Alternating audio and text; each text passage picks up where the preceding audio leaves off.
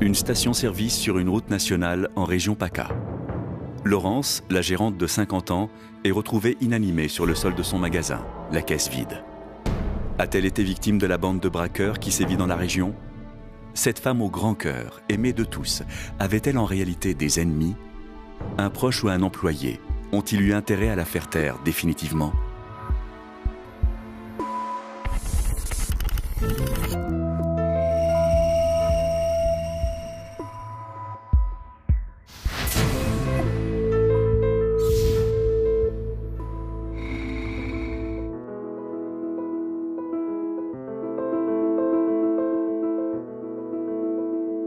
Tout a commencé 15 jours plus tôt dans cette station-service. Laurence est en instance de divorce. Elle a fait beaucoup de concessions pour la réussite de son commerce, mais l'ambiance de travail y reste tout de même très conviviale.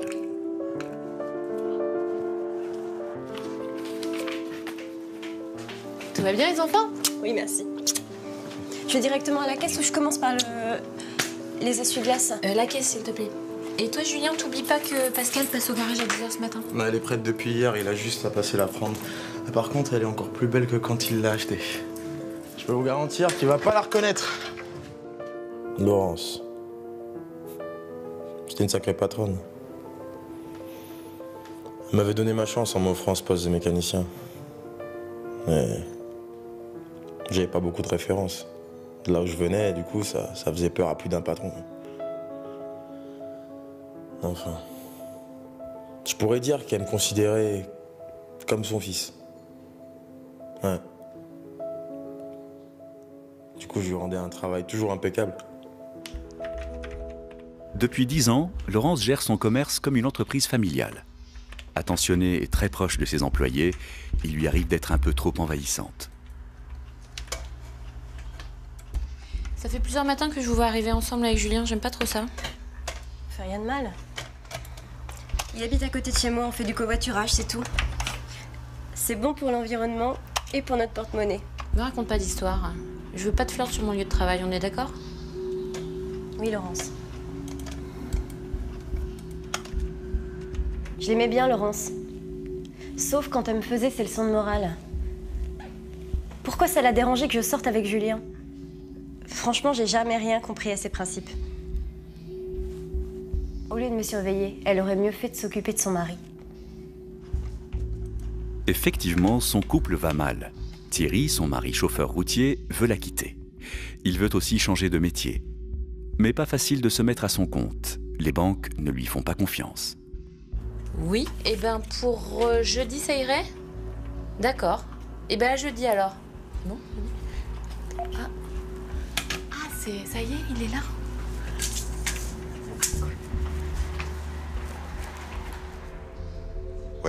Ouais, ok.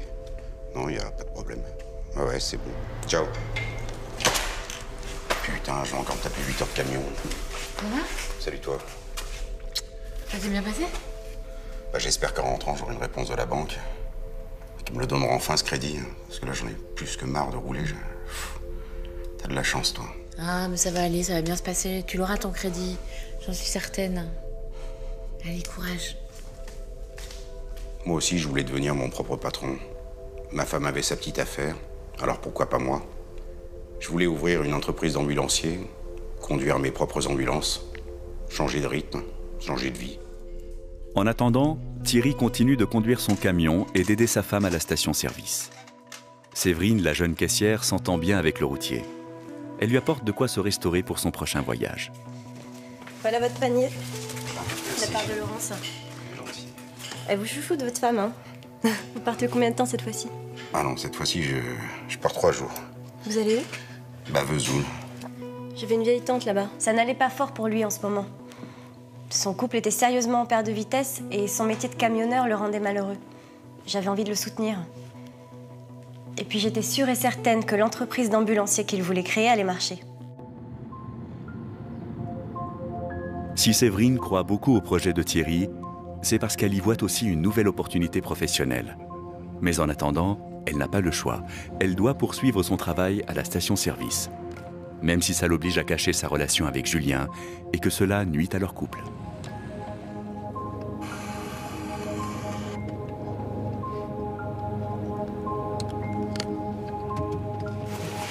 que tu me laisses ici. Je veux pas de problème avec Laurence. C'est bon, elle va pas nous manger non plus. Elle commence à m'énerver, celle-là. Je suis d'accord avec toi, elle est vieux jeu. Mais si je peux éviter de me faire engueuler par elle, ça m'arrange. Puis je te rappelle, si t'as ce travail, c'est grâce à elle. C'est pas un ange non plus.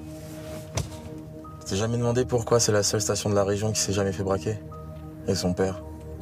Son père, il a été en prison quand elle était petite. Et ouais. Tout finissait par se savoir. Surtout dans mon milieu. C'était des copains, enfin d'anciens copains qui m'avaient dit pour son père. Alors à Laurence, elle me faisait bien rire avec ses grands airs de dame bien comme il faut. Non, je veux pas faire ça. Julien sait de quoi il parle, car il a déjà eu des démêlés avec la justice. En gros, j'ai pas le choix, quoi. C'est ça. Bah, rendez-vous demain soir. C'est ça. C'était qui? Personne. Il m'avait dit qu'il était obligé de revoir d'anciens amis à lui avec qui il avait fait des grosses bêtises quand il était plus jeune. Eux avaient mal tourné. Et lui, il commençait à s'en sortir. J'avais qu'une seule crainte, qu'il recommence à faire des conneries. Je viens d'avoir le banquier au téléphone. C'est mort. C'est non. Puisque la banque veut pas me prêter de l'argent, moi j'ai une autre idée. On hypothèque la maison.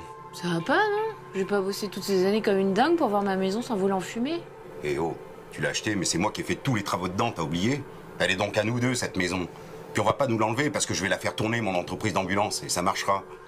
Non, c'est trop risqué. Mais tu sais très bien que si je veux m'en sortir, je dois me mettre à mon propre compte. J'ai pas envie de faire le larbin le reste de ma vie. J'ai 50 ans, je suis épuisé par la route. Tu peux pas me refuser ça. Moi, j'ai tout fait pour t'aider à devenir ta propre patronne. À ton tour maintenant de me renvoyer l'ascenseur. Je ne comprenais pas pourquoi elle voulait pas m'aider. Et j'étais sûr de mon affaire. C'est pas sorcier d'ouvrir une entreprise d'ambulancier. Je prenais aucun risque. Les ambulances, on en a besoin toute l'année. Tant qu'elle refuserait d'hypothéquer la maison, moi j'étais bloqué. À croire qu'elle le faisait exprès pour que je dépende d'elle. Comme si elle voulait m'empêcher de vivre. Contrarié, Thierry est de plus en plus distant avec sa femme. Laurence, toujours amoureuse, va lui faire une proposition en espérant l'aider et sauver son couple. Cachés dans une voiture le temps d'un baiser, Séverine et Julien vont entendre cette conversation. Elle va être lourde de conséquences.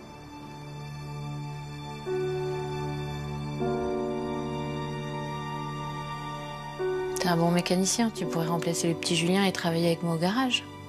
Le petit, il est doué, je le recommanderai à des collègues. Il est hors de question que tu deviennes ma patronne. Tu me comprends vraiment pas. Ce que je veux, c'est mon propre business, rien qu'à moi. Alors avec ou sans ton aide, j'y arriverai. Puis ça nous permettrait de repartir tous les deux sur de bonnes bases. Laurent, s'il te plaît, recommence pas là. Tu sais très bien que nous deux là, enfin bon, c'est difficile quoi.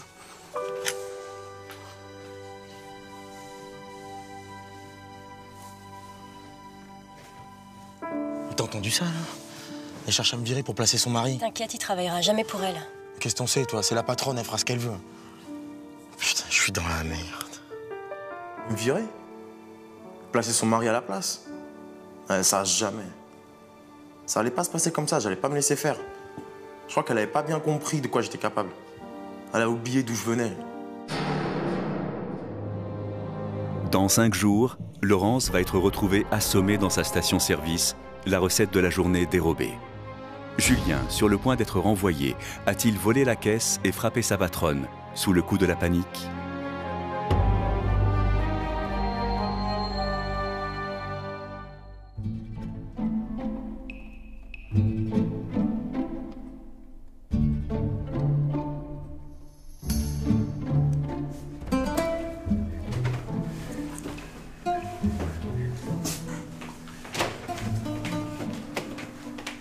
On est encore bien jolie aujourd'hui. T'as une très belle robe. Merci. C'est Julien qui me l'a offert. Ah, quelles sont belles les filles gorgées de soleil. Laurence aussi, elle est plutôt jolie pour son âge. Pour son âge, comme tu dis. C'est bien ça le problème, elle n'a plus 20 ans. Vous exagérez. C'est pas très sympa. Puis elle aurait pu vous entendre. J'étais habituée à me faire draguer par des hommes, alors son mari ou un autre. Mais il y avait autre chose entre lui et moi.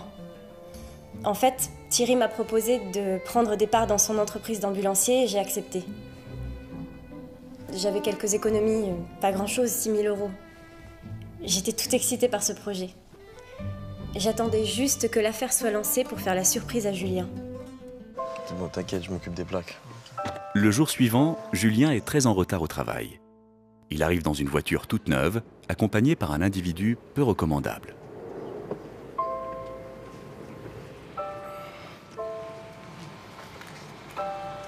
Salut. Thierry, T'as un chauffeur maintenant? Bon bah tu m'expliques, Julien. bon, hier soir, on s'est fait arrêter. Pour des bêtises. On n'avait pas nos papiers, et on avait un peu bu. On n'a pas été très conciliants avec les agents. Du coup, vu qu'on est connus des services de police, ils nous ont gardés pour la nuit au poste. Ils ont rien contre nous. La preuve, je suis là. Ouais bah file travailler. T'as de la chance que Laurent soit pas là ce matin et que c'est moi qui ai ouvert la boutique. Allez.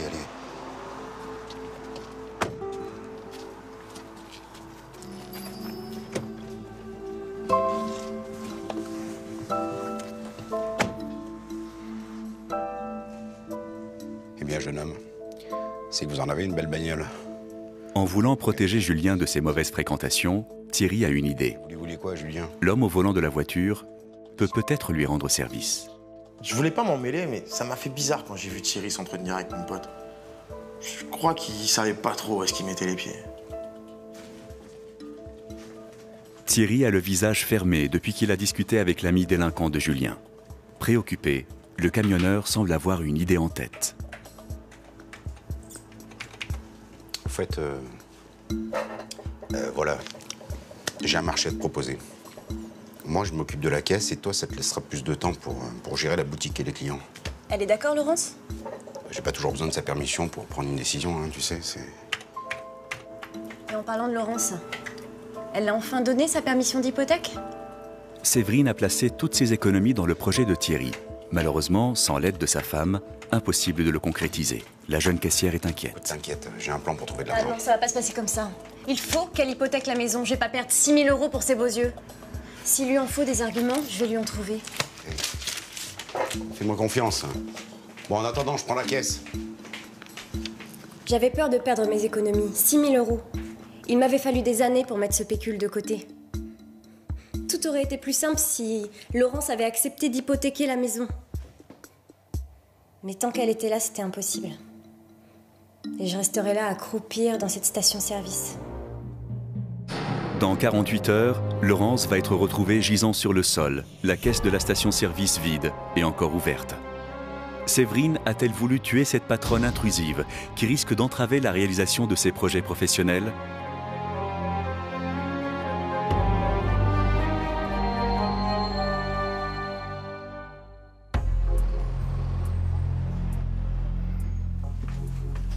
Laurence trouve que son mari a un comportement étrange depuis quelques jours.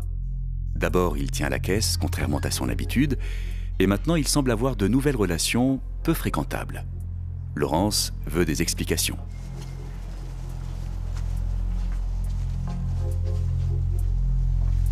Tu peux me dire ce que tu faisais avec ce mec louche? Ah, c'est un ami de Julien. Ils étaient ensemble en maison de correction. Depuis quelque temps, ils rôdent dans les parages. Je lui ai dit de laisser le petit tranquille. J'ai pas envie qu'il replonge, tu comprends? Mais c'était quoi, là, cette enveloppe qu'il t'a donnée? Non, ça, c'est rien. C'est juste de l'argent qu'il doit à Julien. Elle était incroyable, cette femme. Elle avait des yeux et des oreilles partout. Difficile de lui échapper. Avec elle, j'avais l'impression d'être pris dans une toile d'araignée. Comment faire pour qu'elle me laisse enfin tranquille? D'autant plus qu'avec le copain de Julien, j'avais trouvé un système pour avoir de l'argent. Avec ses petites combines, Thierry s'imagine déjà au volant de son ambulance. T'es bien gai ce matin, c'est agréable. Qu'est-ce qui me vaut ce changement d'humeur? Je me suis dit que ça suffisait de se prendre le chou. Faut être positif dans la vie, hein? Les choses finissent toujours par s'arranger, quoi. Et tu reprends la route? Non. Non, là, je suis sur un autre travail. Là, je t'en dirai plus quand ça sera concret. Enfin, mais t'inquiète pas, hein, je serai pas toujours dans tes pattes comme t'aimes toujours à me le reprocher. Ah, c'est une façon de parler, tu sais bien.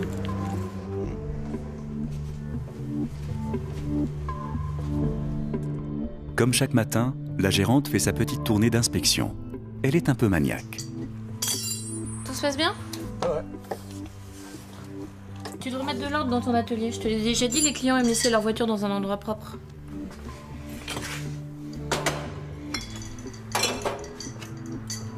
Tiens, par exemple ça, tu vois? Eh ben ça fait des ordres.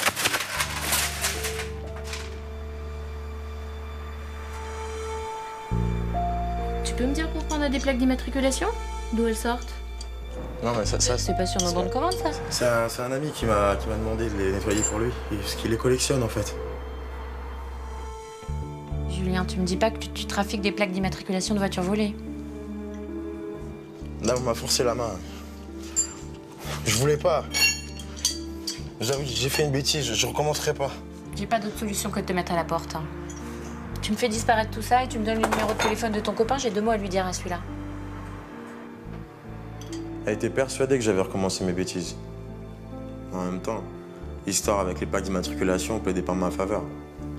C'était sa parole contre la mienne, et la mienne n'avait pas beaucoup de valeur à cause de mon passé. Pour dissiper ses doutes, Laurence va mener sa petite enquête. Mais en décrochant le téléphone, elle surprend son mari dans une intrigante conversation. Ça y est, je vois le bout du tunnel. Ah, c'est bon. Ouais, j'ai l'argent. Laurence? Non, non, Laurence, c'est pas un problème. Ok, salut.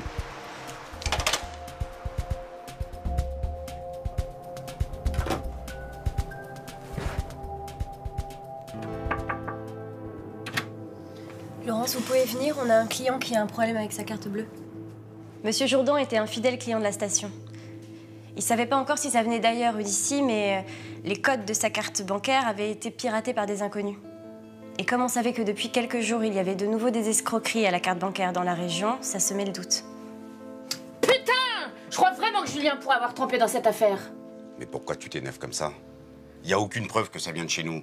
Il y a un client qui a posé une malheureuse question et toi, ça y est, c'est Julien, le chef du réseau de détournement de carte bleue toute la région. C'est pas un peu exagéré, ça? Je l'ai surpris ce matin en train de maquiller des plaques d'immatriculation. Il recommence ses magouilles. Quoi?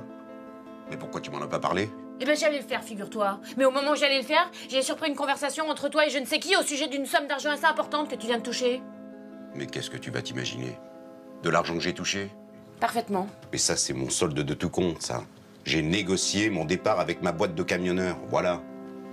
En tout cas, pour en revenir à Julien, attendons avant d'agir, hein. Tu appelles pas la police? Surtout pas. Tant qu'on n'a pas de preuve que ça vient de chez nous, on va pas crier au loup. Fallait pas que la police mette le nez dans mes affaires, j'avais peur que Laurence fasse n'importe quoi. Dans moins de 10 jours, Laurence va être agressée dans sa station-service. L'argent de sa caisse aura disparu. Thierry a-t-il tenté de supprimer sa femme pour l'empêcher de prévenir la police et mener à terme son nouveau projet, tout en maquillant son crime, en cambriolage?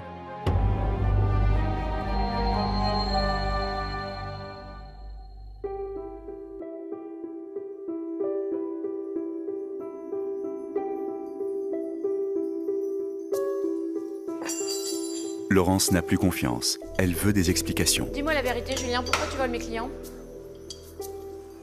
Quoi vous parlez, là? Me raconte pas d'histoire, qu'est-ce que tu trafiques avec les cartes bleues? La carte bleue d'un de mes clients a été piratée et ça vient certainement de chez nous. Et tu me dis que c'est pas toi?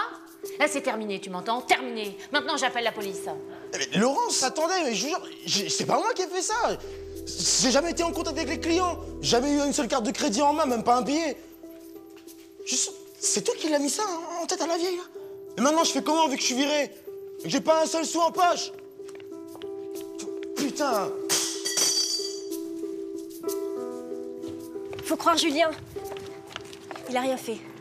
Occupe-toi de tes affaires, Séverine. Il y a des clients qui t'attendent à la pompe. Qu'est-ce que vous comptez faire? J'en sais rien, ça te regarde pas. Moi aussi, je l'aime bien, ton Julien. Mais il m'a trahi, il me vole. Si encore il me disait la vérité. Mais vous dit la vérité. De toute façon, il est viré. Crois-moi, il peut changer de travail parce que je vais pas me gêner pour lui faire la mauvaise publicité. Et sinon, retour à la case départ, là où on met les voleurs. Vous pouvez pas lui faire ça, il est innocent. Retourne au travail. J'ai pas de leçon à recevoir de toi. Puis d'ailleurs, qu'est-ce que t'en as à en faire de Julien, hein? Si tu crois que je vous vois pas avec Thierry, on va vous faire des sourires et des messes basses. C'est parce que vous croyez. Avec Thierry, on est associés, on parle travail. Du travail? À la bonne blague. Mais qu'est-ce que tu connais, toi, au travail, à part servir les clients et passer la serpillière? Et pour qui se prenait-elle? Elle m'accusait de tourner autour de son mari, elle accusait Julien de vol. C'était terriblement injuste. On ne m'avait jamais traitée comme ça. Et ce qu'elle faisait à mon Julien... Je comprenais pas pourquoi il se défendait pas mieux. Il fallait que je le protège. Laurence est déconcertée. Elle veut être ferme, mais son mari ne semble pas de cet avis. J'ai bien réfléchi. On fait comme si rien ne s'était passé. Julien n'est qu'un gamin qui a juste besoin d'une bonne correction, c'est tout. Une bonne correction, mais tu rigoles. Il a pas volé un bonbon, il trafique des cartes de crédit. Et qu'est-ce que t'en sais que le trafic vient de ta station? Pour l'instant, il n'y a qu'un bonhomme qui a râlé. En plus, c'est un type qui a pu toute sa tronche. C'est ma réputation qui est en jeu. Quand mon père est allé en prison, on m'a traité de voleuse pendant des années. J'étais la pestiférée de l'école. J'ai pas envie que ça se reproduise. Maintenant, à cause de Julien, on va dire que c'est pas étonnant que j'ai embauché un petit voyou. Non. Non, non. Je veux pas que ça recommence. Qu'est-ce que tu veux faire? Tu vas aller le voir et tu lui dis que... Tu lui donnes un ultimatum. Tu lui dis que s'il me dit pas la vérité avant ce soir 19h, j'appelle la police. D'accord, ok. Oui, c'est une bonne idée, ouais. Cette histoire m'avait complètement dépassé. J'étais pris dans un engrenage. Pourtant, ça paraissait si simple de pirater les codes de carte bancaire. Je pouvais pas laisser Julien aller en prison à ma place et je voulais pas prendre le risque d'avouer à Laurence que c'était moi. Dans quelques heures, Laurence va être retrouvée assommée dans sa station-service, la caisse vidée. S'agit-il de la bande de braqueurs qui sévit dans la région? Est-ce Thierry qui a voulu supprimer sa femme pour enfin mener ses affaires librement? Séverine a-t-elle voulu se venger de sa patronne qui l'empêche de réaliser ses projets et renvoie son petit ami? Ou est-ce Julien qui a tenté d'intimider Laurence de peur de retourner en prison?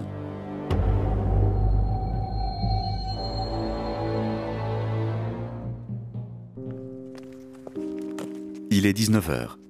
Laurence attend patiemment la visite de Julien suite à l'ultimatum qu'elle lui a lancé.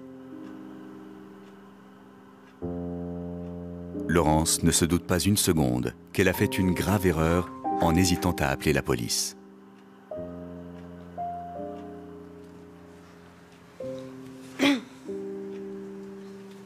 Ah, c'est toi? Julien est pas avec toi?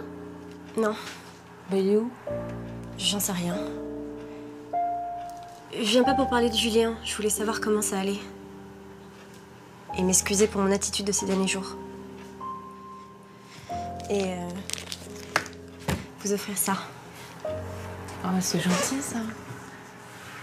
Ça me touche beaucoup. Séverine a vu son univers et ses projets s'effondrer en moins d'une semaine.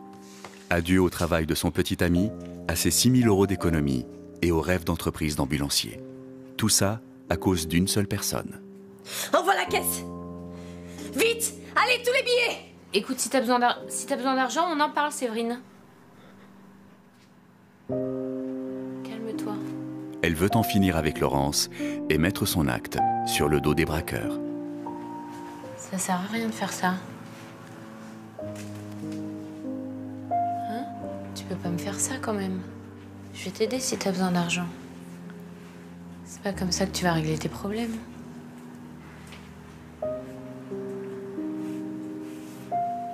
Tu vas pas me tuer quand même.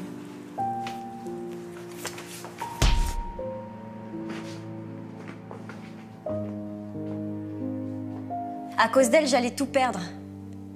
L'argent investi dans l'entreprise de Thierry et surtout Julien. Il allait faire de la prison alors qu'il était innocent. Mais ça, les juges l'auraient jamais entendu avec son passé. Elle voulait briser notre vie à tous les deux.